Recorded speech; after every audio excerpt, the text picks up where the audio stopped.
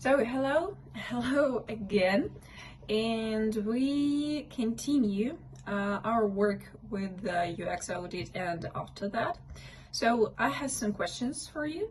What did we take away from the first lesson, from the second lesson? And I hope you do. And we continue. So what's the next? Step number 1, formulate hypothesis for product improvement. Step 2, create prototypes. Step 3, test prototypes with users. So we are talking about usability tests.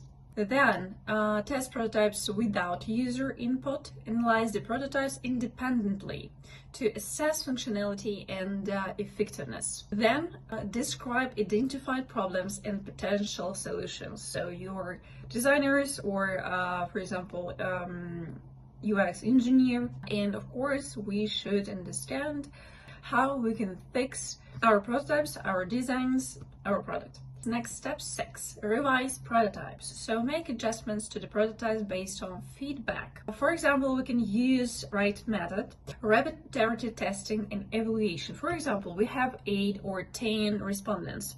And to test our design, for example, the first iteration, we can talk to 4 or 5 people, then redesign, for example, our prototype, and finally test this prototype with 4 or 5 respondents again, other respondents, of course.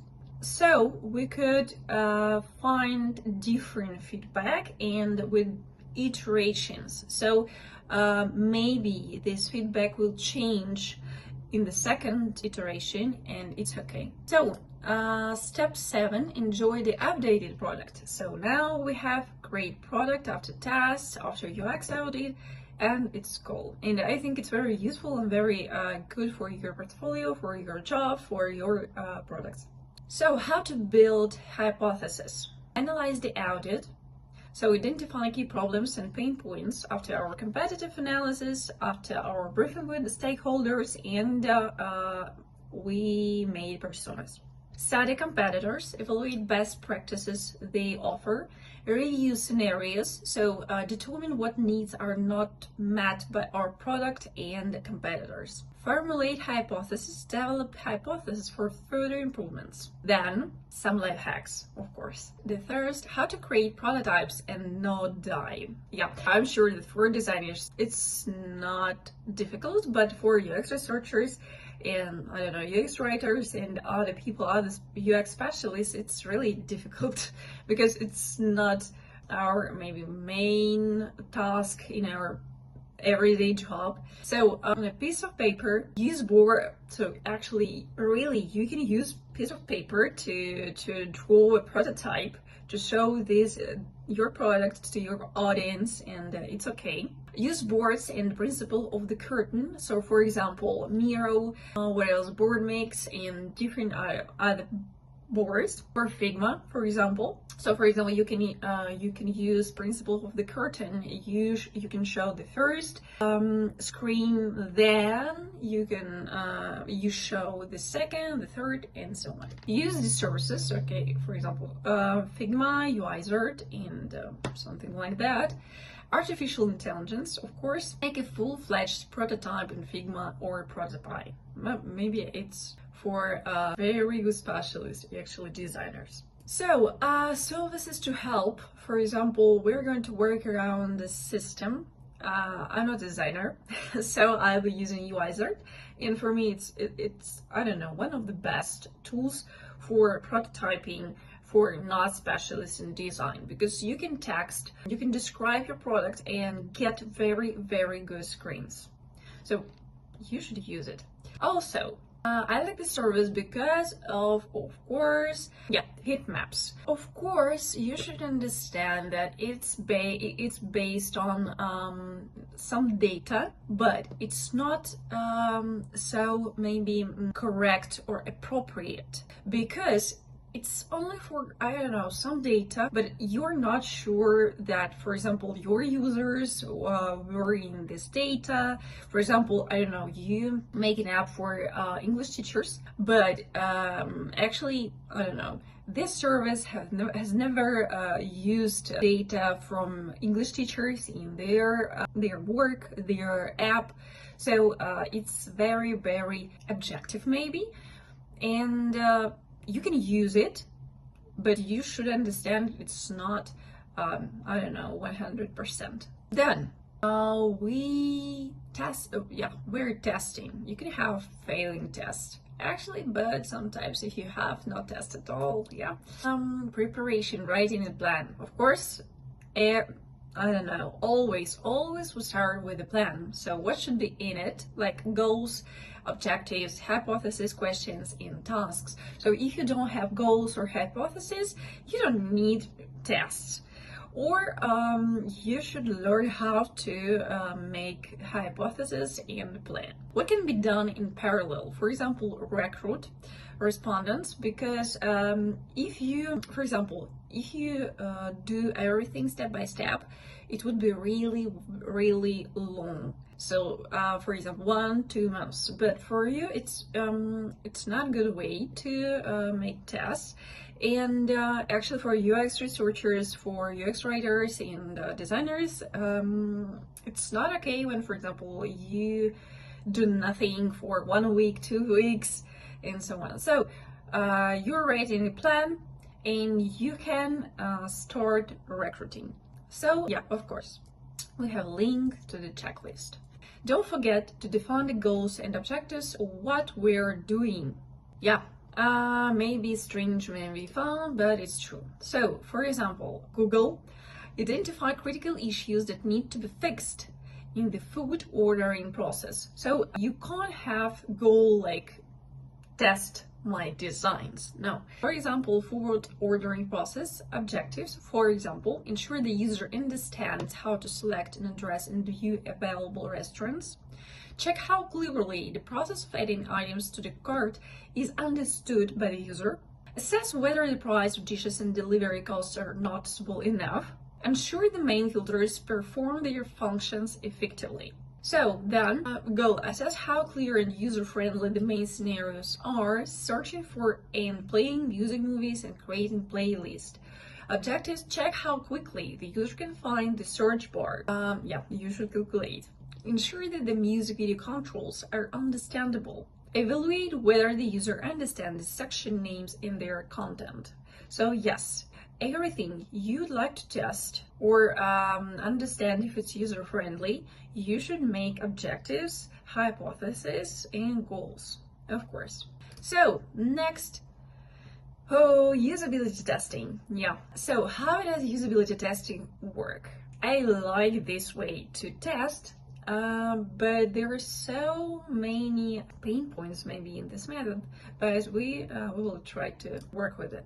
So introductory, every usability test consists of the first one, introductory interview. So greet the user and establish a connection. It's important to explain what will happen. So I won't kill you. I would like to ask you some questions during the session and learn about the user's experience and the context of product usage. Also, I would like to add some points. Sometimes we think that, for example, this usability test or these questions on interview, it's like a test of us. But you should remind your respondent that this is a test, but not you, but our product. And if, for example, something doesn't work at our product, it's good. It's great because we found it now, not in the future or I don't know, on production. So it's great. Task execution. So the user interacts with the product, followed by questions to analyze the situation and understand what worked well and what didn't. Yeah, very maybe useful advice, but you should believe in what you see, but not in people say. Because sometimes you can see that, for example, your interface is really difficult to interact, but the respondent can say, oh, it's so easy, but you're sure that it's not easy. And it's important to understand that you're observing. It's more important that you heard from this respondent. Then final interview. Gather the user's impressions while they are still fresh to obtain the most accurate feedback. Yes, of course. Okay, next one is scenario. The questions and the task in your scenario should help you understand the context of use. Validate your hypothesis and identify issues in case scenarios. Avoid asking questions just for the sake of it. Every question should have a purpose. So the most popular mistake, maybe for interns or junior specialists, when you create, I don't know, 100 questions, 70 questions. Now, actually, for I don't know, for a scenario, for usability tests, it's only like 20-25 questions. Mostly it's about tasks, not about questions. So next one, mistakes in interview scenarios. Yes, more details. So start without a greeting or explanation of what will happen. So if you talk a lot, it's bad usability test. So if you, for example, give more information to your respondent, this respondent could have expectations, but it's not correct. Then ask closed questions. Do you do it this way or that way? So for example, you I don't know, you watch TV in the evening or in the mornings, and it's a bad question because you can ask like where, what time, and anything else except the closed questions. Next one, assume reasons for the participants' behavior. Yeah. Do you do this for these reasons? So actually we answer for the respondent, and of course it's a bad idea. Fail to clarify if the participant answers with a simple yes or no. It's not the answer for researchers, for designers. I don't know, for example, what do you think about this app? Okay, it's cool. No, it's cool. Why? Okay, you can use this very popular technique like 5 whys. Why? Cool. Why do you think so? What do you think? And so on. Then predict the participants' future behavior. We use feature X. So the thing like, I don't know, what do you think about this blue button? And when do you want to click on this button? So of course it's your behavior, but not, and your expectations, but not respondents. And with the question, is everything clear? And conclusions after that. No, of course it's not a good idea. So for example, task failed successfully. Okay, I'm pretty sure that it's not okay, but why not? Task in the scenario should immerse the user in natural context. So we don't think about unicorns or I don't know, any other things as much as possible. The key is that the task should feel familiar to the user and should not hint at the solutions. So for example, before assigning a task, clearly explain what will happen.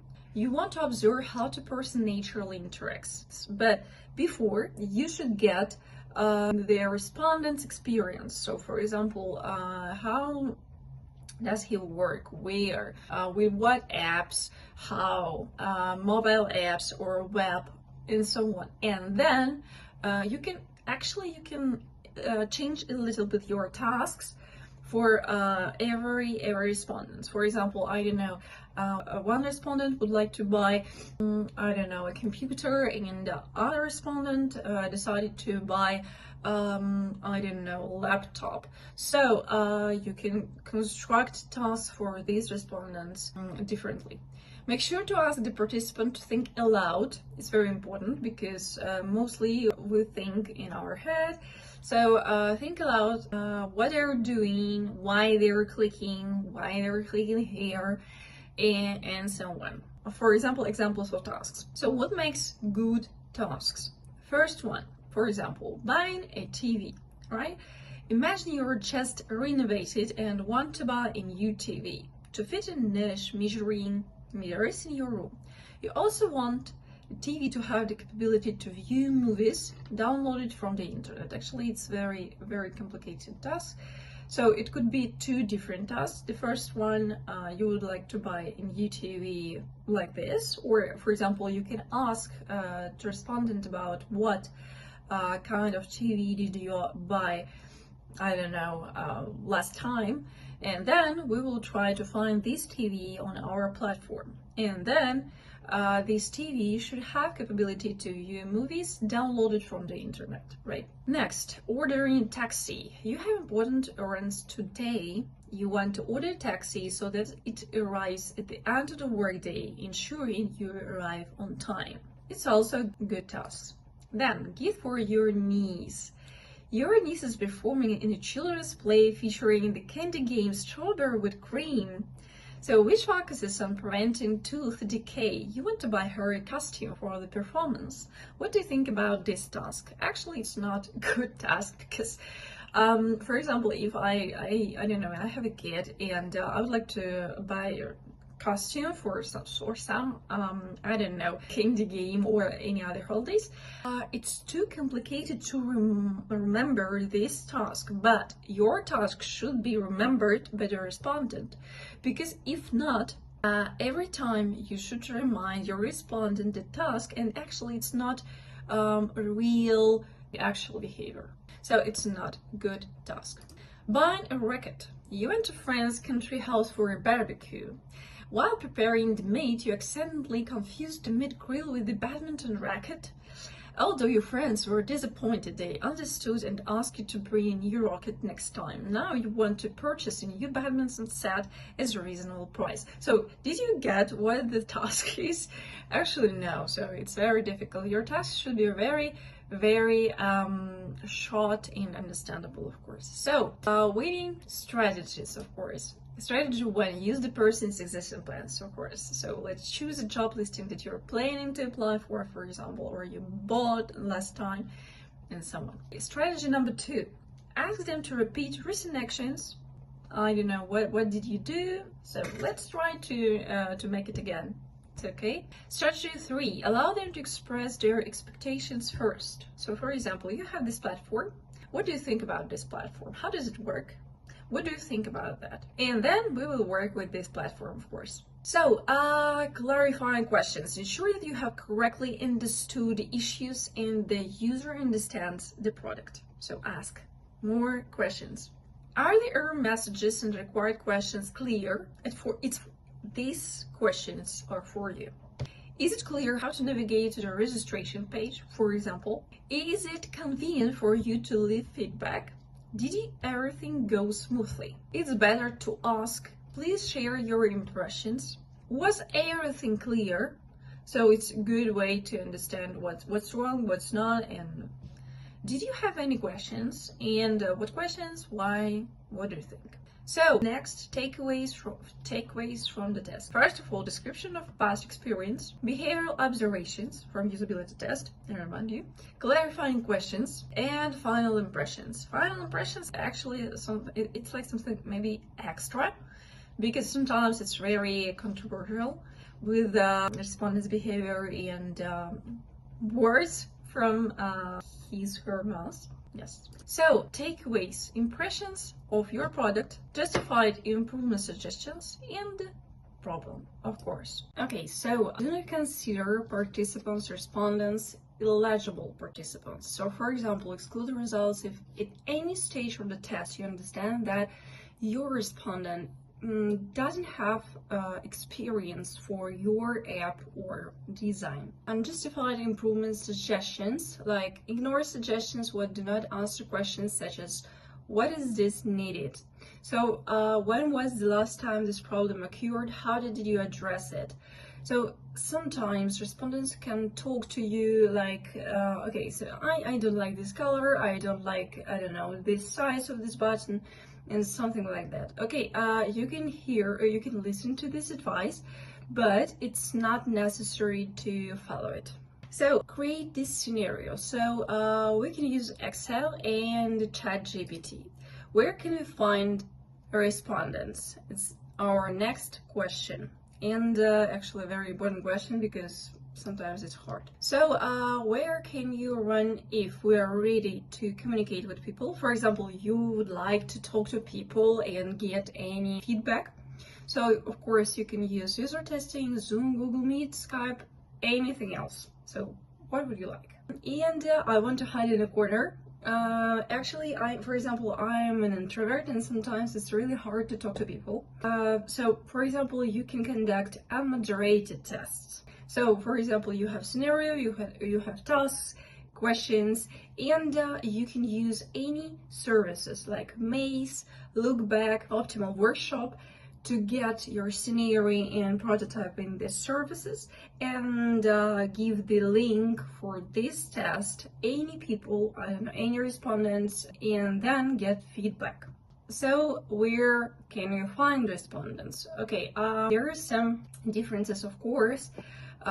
We have budget, we don't have a budget, or we used any services before or we didn't. So for example, if you would like to use free services, it would be forums, social nets, friends and relatives and colleagues sometimes. But if you have a budget, you can use user interviews and the respondent IO. So these platforms are really good to find respondents. So if you're ready to talk, let's look for respondents, create a test calendar, create a script concurrently, conduct tests, and bow down, of course.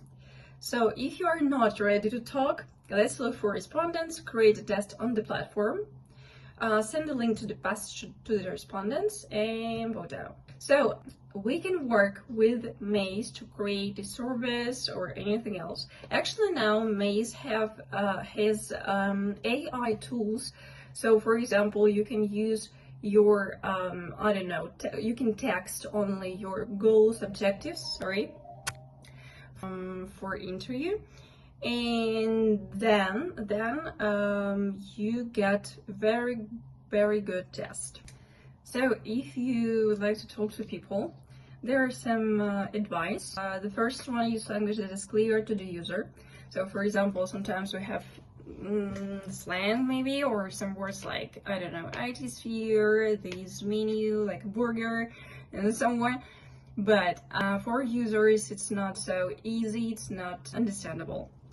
So next one, avoid making jokes or using informal language in inappropriate places. Sometimes you can use it, for example, with colleagues, relatives, and friends, but with some users, it could be really inappropriate and sometimes offensive. So next, maintain consistent formatting through including margins, fonts, and colors. It's also really important. Use standard controls with appropriate icons that function in a way users expect. Ensure there are no placeholders, text, and appropriate images remaining. Use colors consistently to indicate actions. Don't use green for serious error messages. Sometimes it happens. So, issues with logic. Study and examine how products are currently functioning to understand the logic and processes that are repeated. So your interface should be consistent and understandable to users. Issues with impressions, did you get anything? So issues with design, for example, Pinterest, Behance, Dribble competitors could help you to create interface, which will be really good. Yeah, sometimes design issues like that, and it's fun. Handling negative actions. Study and examine how products are currently to understand the logic and processes that are repeated, so negative actions maybe. Then expectations. So what's the next step? Our next steps. So assess the criticality of issues. For example, some problems could be really critical and you can't apply this design or anything for your clients, stakeholders, and so on, and any users. But something could be really okay. For example, I don't know, some extra functions, features, and it's not critical for the main scenario, for the main user journey, and it's okay. So you should understand if it's okay or not, and assess the criticality, of course. Then prioritize tasks, of course. So after you have a list of different pain points, you should understand which of them you can fix now, or maybe you can do it later.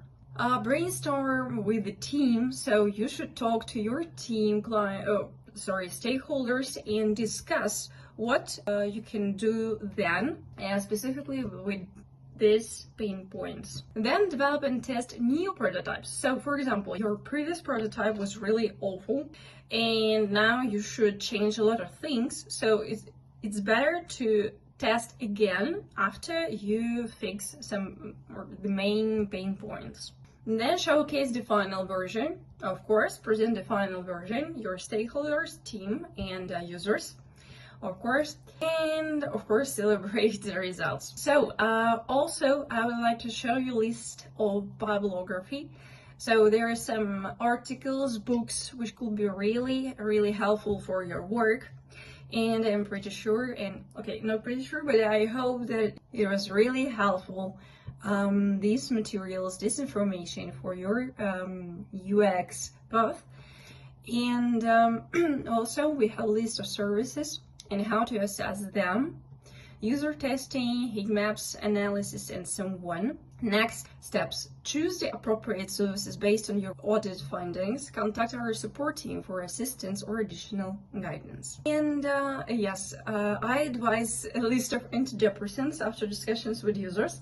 Sometimes it's really hard, but I hope also you can use unmoderated test, but sometimes it's fun, it's really fun. So just kidding, we love everyone, especially our users and respondents. So yeah, but tea is the best way to get it to work with this.